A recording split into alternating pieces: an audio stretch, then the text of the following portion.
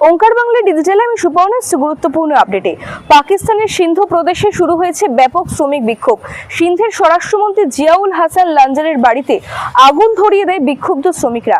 সিন্ধু প্রদেশের 6টি ক্যানেল ও কর্পোরেট কৃষি প্রকল্পের বিরুদ্ধে জাতীয়তাবাদী সংগঠনের হাজারো কর্মী এই বিক্ষোভে সামিল হয়। বিদেশি ডিগ্রি বিতর্কে রাজ্য মেডিকেল কাউন্সিলে হাজির হলেন শান্তনু সেন। 2019 সালের গ্লাসগো থেকে এফআরসিপি করেন তিনি। ইন্ডিয়ান মেডিকেল অ্যাসোসিয়েশন বেঙ্গল শাখা থেকে বহিষ্কৃত এই তৃণমূলপন্থী চিকিৎসক এদিন কাউন্সিলে ডিগ্রি বিতর্কে জবাব দেবেন।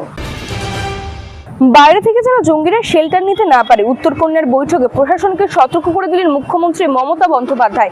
তিনি বলেন, কাউকে ব্যক্তিগত নথি দেবেন না, আইসি ও ওসিরা চোখ বন্ধ করে থাকবেন না, চোখ কান খোলা রেখে সকলে কাজ করুন। বিহার, অসম থেকে লোক ঢুকছে রাজ্যে, সেদিকে নজর দিন। এরকম আরো আপডেটের জন্য চোখ রাখুন ওঙ্কার বাংলা ডিজিটালে।